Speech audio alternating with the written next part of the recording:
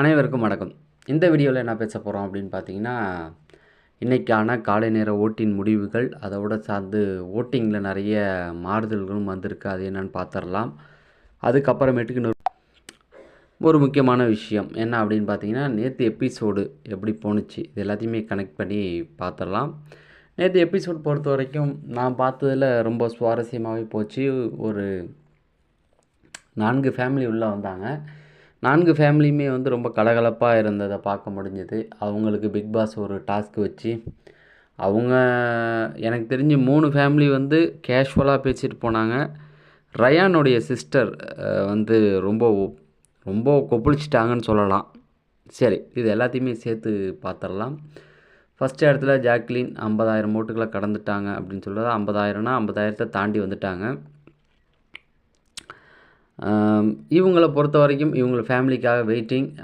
என்னென்னா rayon family வந்து இவங்க மேலேயும் சந்தேகப்பட்டது வந்து அப்பட்டமாக இருந்தது. அவங்க சிஸ்டர் வந்து தீபக்கை தவிர பாக்கி யாருமே கிடையாது அப்படின்னாங்க. அது வந்து உண்மையான ஒரு கருத்து. நானுமே அவர் உள்ளே வரும்போது தீபக் கூட தான் இருப்பார். ஏன்னா நினச்சேன். ஏன்னா தமிழும் சரஸ்வதியில் எதிரும் புதிருமா 2 பேர் நின்னவங்க. ஓகே, அது யாராலையும் தடுக்க முடியாது. அந்த ஒரு எதிர்பார்ப்புகள் இருக்கும். ஆனால் பர்சனலாக கனெக்ட் ஆனது ஒரு சிஸ்டர் ஃபீலிங் வந்திருக்கு அப்படின்ற அளவுக்கு ஜாக்லின் கூட இருந்தது. மேபி அது வந்து அவங்கள ஹிட் பண்ணிடுச்சு அப்படின்னு தோணல. அவங்க சிஸ்டருக்கு ரொம்ப தப்பான தகவல்களை அவர் தம்பிக்கு கொடுத்த மாதிரி இருந்தது. கோவங்கள் இருக்கலாம், பாசிட்டிவ் எல்லாமே ஓகே தான். இவரை பொறுத்த வரைக்கும் ஜாக்லின் வந்து அவருக்கு சப்போர்ட்டிவாக தான் நின்னாங்க. பல இடங்களில் நின்னாங்க. அது என்னமோ அவங்க தப்பாக ப்ரொஜெக்ஷன் பண்ண மாதிரி. ஜாக்லின் செல்ஃபிஷாக இருக்காங்க, அது எல்லாருக்குமே தெரியும். அவங்க கூட சுற்றுறதை தவிர்க்க சொல்லலாம். ஓகே, அதான் சௌந்தர்யாவை சொல்லலாம், ஜாக்லின் சொல்லிட்டோம் போல். என்னை பொறுத்த வரைக்கும் ஜாக்லின் வந்து அவங்களுக்கு ட்ரூவாக தான் இருந்தாங்க. அவர் முத்து சொல்லும்பொழுது அவங்களுக்கே வந்து இப்போ இவர் ரயானை தான் தேர்ந்தெடுக்கணுன்ற ஒரு எண்ணம் இல்லை. முதல்ல தெரிஞ்சுங்க, ரயான் சிஸ்டர் அவருங்க வந்து ரயானுக்கு தான் இந்த நாமினேஷன் பாஸ் போகணுன்னு இல்லை, தான் பேரை தான் சொன்னாங்க. ஆனால் ரஞ்சித் பிடிவாதமாக நின்னனால சரி இது விட்டு கொடுத்துர்லாம் அப்படின்னு சொல்லி சொன்னாங்க. இந்த கேமை நல்லா புரிஞ்சுக்கிட்டுன்னு பார்த்தீங்கன்னா அருணே சொன்னார் இந்த பாஸ் வந்து ரயானுக்கு தான் போகும் அப்படின்னு சொல்லி. ரெண்டாவது முத்து மஞ்சரி இவங்கள வந்து ரொம்ப குற்றப்படுத்திட்டீங்கன்னு தோணுச்சு. இது ஒரு கேம், அந்த கேம் அப்படி தான் அணுக முடியும். ஏன்னா அந்த கேமை விளையாடுற அவங்களுக்கு தான் தெரியும் இதை எப்படி கொண்டு போகலாம் அப்படின்னு சொல்லி. அங்கே ரத்த கலரி ஆகி அவன் கையை காலை உடச்சிக்கிட்டு நின்னான். புரியுதுங்களா? முதல்ல ஜாக்லின் டீமே இதுக்கு டிசர்வ் கிடையாது. முத்துக்குமரன் மஞ்சரி டீம் தான் டிசர்வ். ஏன்னா அடி உதைகள் ரணங்கள் எல்லாமே அவங்களால தான் வந்தது. இந்த 4 பொம்மைகள் அவங்களுக்கு கிடைக்க மிக முக்கியமாக இருந்தது அவங்க தான். அடி வாங்கினது அவங்க தான். வடிவேல் மாதிரி அடி வாங்கினது நான், கப்பு எனக்கு தான் சொந்தன்றதை சொல்லலாம். அப்படி இருக்கும்போது அவங்க ஆதங்கத்தை கூட, ஏன்னா அவங்களுக்கு வாய்ப்பு இல்லாமல் பண்ணிட்டார் பிக் பாஸ். அவங்க ஆதங்கத்தை சொல்கிறாங்க, அதை எடுத்துகிட்டு போகணும். புரியுதுங்களா? கம்பேரிட்டிவ் நீங்கள் பார்த்தீங்கன்னா ஜாக்லின் அடிபட்ட அளவுக்கு அவங்க பிளான் பண்ண அளவுக்கு அவர் பண்ணலை. செல்ஃபிஷாக தான் விளாண்டார். கூட்டணியில் இருந்துக்கிட்டு அப்படி பண்ணியிருக்கக்கூடாது இல்லையா? ஸோ உங்களுக்கு புரியல. அதை தான் வந்து ரயானுமே வந்து தெலுங்கில் பேசினாங்கள அவங்க அம்மாவும், அவர் அதை தான் கேட்டுக்கிட்டு இருந்தார். அதை எதுக்கு வெளியில் வந்து இவ்வளோ சீரியஸாக கோபமாக சொல்லணும்னு. என்ன அர்த்தம்னா, நீ பேசிட்டு போயிடுவ, உள்ளே விட்டு என்னையெல்லாம் நம்புவானுங்க அப்படிங்கிறது தான். நீ போனதுக்கப்புறம் என்ன 25 நாள் நான் உள்ளே இருக்கணும், என்ன தொலைச்சி எடுத்துருவானுங்க அப்படிங்கிற மாதிரி அவர் பயந்ததையும் பார்க்க முடிஞ்சுது. பட் ஓகே, அவங்க அக்கா அந்த எபிசோடாக இதை பார்க்கும்போது அவங்களுக்கே புரியும் நம்ம கொஞ்சம் ஓவராக போயிட்டோமோ, கொஞ்சம் உணர்ச்சி வசப்படுதல்னு சொல்லுவாங்கள்ல, அதை தான் அவங்க பண்ணிட்டாங்க. பட் அவங்க அம்மா தெளிவாக இருந்தாங்க அப்படிங்கிறது தான். ஏன்னா அவங்க அம்மாவே அதட்டினாங்க, அப்போ நான் வெளில போகிறேன் நீ பேசுறியா அப்படின்னு. அதாவது அவங்க வரும்போதே ரொம்ப உணர்ச்சி வசப்பட்டு நான் தான் பேச போகிறேன், புத்திமதி சொல்ல போகிறேன் அப்படின்ட்டு வந்துட்டாங்க. இப்போ அவன் வந்து கடைசியில் நீ ஜாக்லின் கூட உனக்கு உண்மையாக இல்லைன்னு நான் சொன்னீங்கல்ல, அவன் கடைசியில் யார்கிட்ட போய் உட்காந்து பேசிக்கிட்டு இருந்தான்னா ஜாக்லின்கிட்ட தான். ஜாக்லின் என்ன சொன்னாங்க, உங்கள் அக்கா ஆசைப்படுறத வாங்கி கொடுறா அப்படின்னாங்க. முத்துக்குமரன் வந்து என்ன சொன்னா, உங்கள் அக்கா அப்படி நினைக்கிறது தப்பே கிடையாதுறான்னா. இப்போ ஜெயிச்சது முத்துக்குமரனும் ஜாக்லின் தான். ஒரு அக்காவை நீ தோத்துட்ட அப்படிங்கிறது தான். ஓகேவா? சரி, அது உங்கள் பர்சனல் கருத்து, நீங்கள் சொல்லிட்டு போயிட்டீங்க. அடுத்தது பார்த்தீங்கன்னா மஞ்சரி வந்து 2வது பிளேஸில் இருக்காங்க. இவங்க ஃபேமிலியிலேருந்து வந்து அருணை காட்டுன்னு காட்டி எடுத்துட்டாங்க. அருண் வந்து பாவமாக இருந்தது. எடா வரவும் போகிறவங்களாம் என்னை இழுத்து போட்டு அடிச்சுக்கிட்டு இருக்கான்ற மாதிரி எல்லா ஃபேமிலியிலும் வந்து அடிச்சுக்கிட்டு இருந்தாங்க. அதில் மஞ்சரி அவங்க அக்கா கேட்டது, அவங்க அம்மா பேசுனது கரெக்டு தான். ஏன்னா ஏன்னா ஒரே வார்த்தை, நீ தப்பு பண்ணிட்டு என் பொண்ணை போட்டு விட்டுருவியாடா அப்படின்ட்டு பாவி அப்படின்ட்டு அதை சிரிச்சுக்கிட்டே சொன்னாங்க பாருங்கள். அவனும் வருத்தப்படாத அளவுக்கு அது அவனுக்கு உள்ளே குத்திருச்சு, அவ்வளோதான். ஆனால் அவங்க சிஸ்டர் கேட்டது விளையாட்டாக சொன்னது அது உண்மை தான். அதை வந்து அவங்க பேசியிருக்க வேண்டாம். இருந்தாலும் அவங்க 2 பேருக்கு தானேடா, உங்கள் 2 பேருக்கு தானே பிரச்சனை வருது. இப்போ உங்கள் வீட்டிலேருந்து அர்ச்சனா வந்தால் சும்மா விட்ருமா இவங்கள மஞ்சரியை காலி பண்ணிடாது, அந்த மாதிரி தான். அடுத்து அவங்க மச்சனை வந்து பேசினா அப்படி அதை வந்து கட் பண்ணிட்டாங்க 1 ஹவரில். அவர் எல்லாரையும் போட்டு வெளுத்து வாங்கினார். சும்மா புடின்னு பிடிச்சா அப்படி ஒருத்தனையும் ஒன்லைனில் வச்சு கலாச்சாப்புல. பட் அதை காட்ட மறந்துட்டாங்க. அடுத்தது ராணவ் 39,480. இப்போ நான் என்ன சொல்கிறேன், நீ என்ன புத்திமதி சொல்லியிருக்கணும் தெரியுமா? ஃபஸ்ட்டு ரயான் சிஸ்டர் கேட்டுங்க, ராணவும் நீங்களாம் அடிச்சுக்கிட்டதுக்கு புத்திமதி சொல்லணும். எடா இப்படி விளாண்டுட்டா டக்குன்னு எதுக்குடா கை வாங்கினா அப்படி பேசியிருக்கணும். அப்போ ராணவுக்கும் புத்திமதி சொல்லியிருக்கணும், ரயானுக்கும் புத்திமதி சொல்லியிருக்கணும். நீங்கள் அடிச்சிருக்கக்கூடாது, அது ரொம்ப தப்பாக போணுச்சு அப்படின்னு. அவனுக்கு ரொம்ப நெகட்டிவாக பேரை வாங்கி கொடுத்தது அது மட்டும்தான், ஓகேங்களா? மற்றபடி எல்லாமே வந்து ரயானா வந்து நின்று ஸ்ட்ராங் பிளேயர் கிடையாது. ஜாக்லின் என்னம்மா சொன்னாங்க, ரயானால் வந்து ஜெஃப்ரியை கண்ட்ரோல் பண்ண முடியாது அப்படின்னாங்க அந்த டாஸ்கில். உண்மைதான், ஜெஃப்ரி இருந்தால் ஜெஃப்ரியால் அதை கண்ட்ரோல் பண்ண முடியாது, முத்துக்குமரன் நீ பார்த்துக்கோ அப்படின்ற ஏதோ ஒன்று சொன்னாங்க. அதாவது ரயானை வந்து சேவ் பண்ண எவ்வளவோ ட்ரை பண்ணாங்க, அது அவங்களுக்கு புரியல. சரி விடுங்க. அடுத்த இடத்துல ஒரு மாறுதல் வந்துருச்சு. விஷால் வந்து கீழே இருந்தவர் மேலே வந்துட்டார்.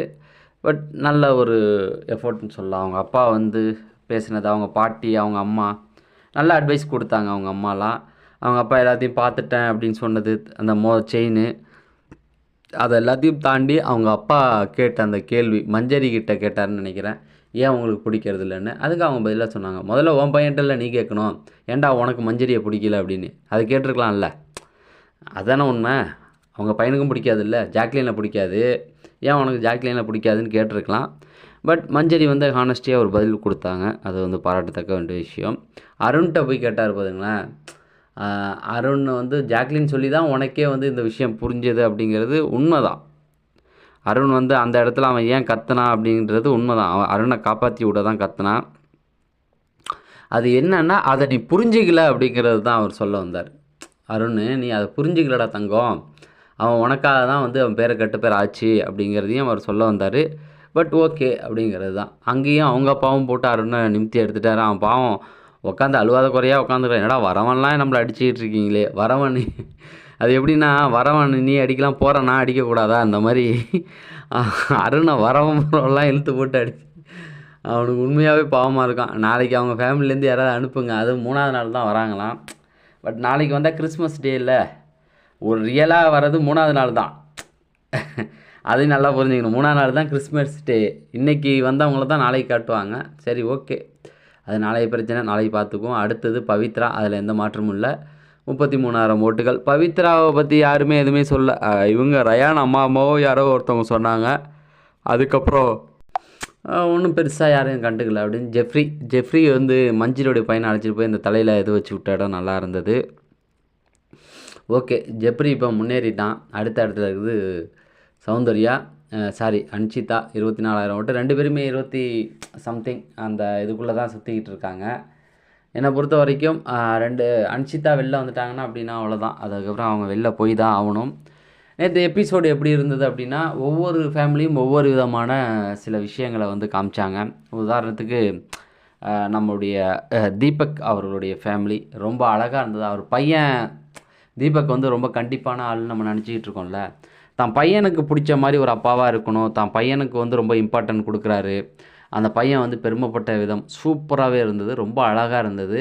அந்த பையனும் அதில் தீபக் குழந்தையாகவும் அவங்க பையன் அப்பாவும் மாதிரியும் தான் பிஹேவ் பண்ணாங்க. பட் ஒய்ஃபும் வந்து ஓகே தான், கொஞ்சம் ஓவராக பேசிக்கிட்டு இருந்தாங்க.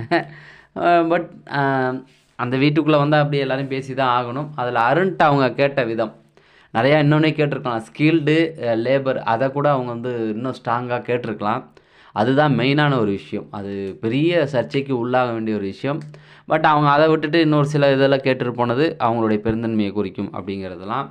அடுத்தது பார்த்திங்கன்னா மஞ்சரி ஃபேமிலி ரொம்ப அவங்க ஃபீல் பண்ணது எல்லாமே கனெக்ட் பண்ண முடிஞ்சது. ஏன்னா அந்த வாரம் வந்து நம்ம மஞ்சரிக்கு சப்போர்ட் பண்ணோம். ஏன்னா மஞ்சரியை போட்டு ஏன்டா இப்படி அடிக்கிறீங்க அப்படின்னு. ஸோ அதனால் என்னை பொறுத்த வரைக்கும் மஞ்சரிக்கு அவங்க ஃபேமிலி உள்ள ஃபீலிங் எல்லாருமே நமக்கு வெளியிலையும் இருந்தது. அவங்களுக்கு ஆதரவாக நம்ம பேசிக்கிட்டு தான் இருந்தோம். அதனால தான் இன்றைக்கி அவங்க வந்து 2வது பொசிஷனில் இருக்காங்க. நம்ம பேசுனதுனால இல்லை, அவங்களுக்கு மக்கள் ஓட்டு போட்டாங்க இல்லையா, அது உள்ளே நடந்தனால தானே ஓட்டுகள். அதனால் சொல்ல வந்தேன். ஸோ அவங்க ஃபேமிலி அந்த பையன் வந்து ரொம்ப ஜாலியாக ரொம்ப க்யூட்டாக இருந்தான். 2வது ரொம்ப புத்திசாலியாகவும் இருக்கான். அது எனக்கு ரொம்ப பிடிச்சிருந்தது. எல்லாருக்குமே அந்த பையனை ரொம்ப பிடிச்சிருந்தது. லைவில் சௌந்தர்யாவோட போட்டு காட்டுன்னு காட்டினான் அந்த பையன். சூப்பராக இருந்தது நல்ல பையன். அடுத்தது பார்த்தீங்க அப்படின்னா விஜய் விஷால். ஒரு ஒரு எதையுமே வந்து அவங்க பாட்டி, அவங்க அம்மா ரொம்ப சைலண்ட்டாக இருந்தது பார்க்க முடிஞ்சு. அவங்க பாட்டி எல்லா பேசுனதுக்கும் வெகுளித்தனமாக கை தட்டினாங்க. அவங்க அப்பா இயல்பு மாறாத ஒரு வில்லேஜ்லேருந்து வந்தவர்னு நல்லாவே தெரியுது. அவர் மனசில் தோணுனது எல்லாத்தையுமே வந்து டக்குன்னு அருணா இருக்கட்டும், மஞ்சரியாக இருக்கட்டும், அதை டக்குன்னு கேட்ட விதம். அடுத்தது வந்து பாஸு அப்படின்னது அது ரொம்ப அழகாக இருந்தது அவர் சொல்லும் பொழுது. போன இதில் விக்ரம் இருந்தான்ல, இப்போ 7ல் அவங்க அப்பா வந்தப்போ எப்படி அந்த இயல்பு மாறாமல் பேசினாரோ அந்த மாதிரி பேசினது வந்து எனக்கு ரொம்ப பிடிச்சிருந்தது. ரொம்ப நாளைக்கு அப்புறம் அவங்க 2 பேரும் அந்த இடத்துல ஒன்று சேர்ந்தது, இதெல்லாம் தான் இவருடைய விஷாலுடைய ஓட்டை ஏற்றி கொடுத்துருக்கு அப்படின்னு சொல்லலாம். அடுத்தது வந்து நம்ம ரயானுடைய ஃபேமிலி. பட் தெலுங்கு ஃபேமிலி அப்படிங்கிறது எனக்கே இப்போ தான் தெரியும். நான் சௌராஷ்டிரா அந்த மாதிரி இருக்குன்னு நினச்சேன் பையனோட கலரை பார்த்து. பட் அவங்க சொன்ன அந்த ஒரு விஷயம் கரெக்டாக தான் தோணுச்சு. தீபக்கோட அவர் சேர்ந்துருக்கணும். தீபக்கை கைட்டு விட்டது கொஞ்சம் தப்பு தான்.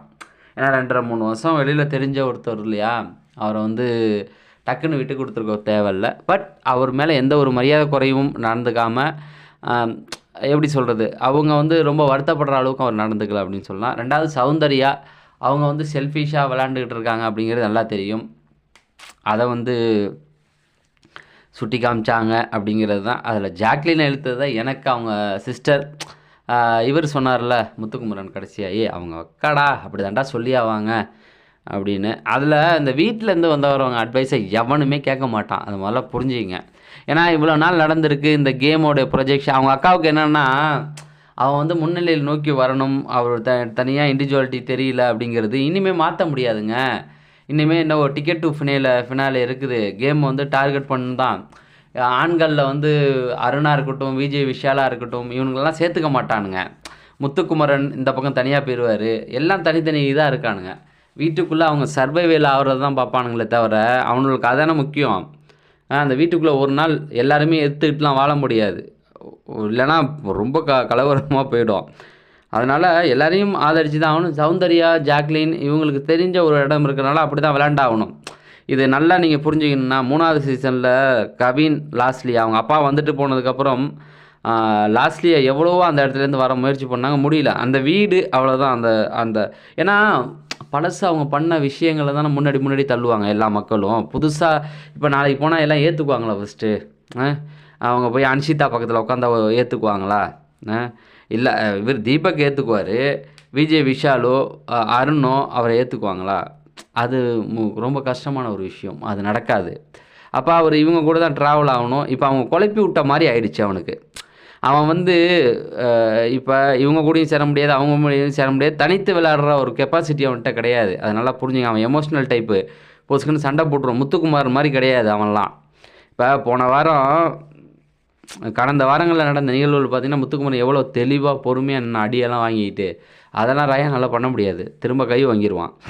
அதனால் அவங்க அக்கா குழப்பி விட்டு தான் போயிட்டாங்க அவனை. அவன் நல்ல வேளை இப்போ ஜாக்லின் தெளிவாக பதில் சொன்னனால இருக்கான். ஆனால் தொடர்ந்து நம்ம பார்ப்போம். ஃப்ரீஸ் டாஸ்கில் இன்றைக்கி யார் வர போகிறாங்க அப்படிங்கிறது வந்து தெரியல. கரெக்டாக இன்றைக்கி ஒரு 3 இல்லை 4 ஃபேமிலியை உள்ளே இறக்கி விடுவாங்க அப்படிங்கிறது தான்.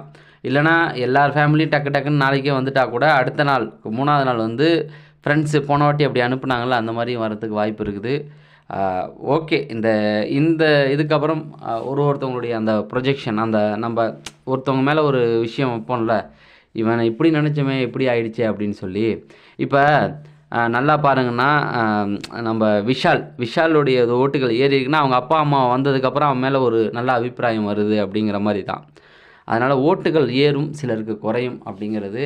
அதை தொடர்ந்து பார்ப்போம். நீங்கள் இன்னும் நம்ம சேனலை சப்ஸ்கிரைப் பண்ணால் சப்ஸ்கிரைப் பண்ணிடுங்க. கண்டிப்பாக ஒரு லைக் கொடுங்க.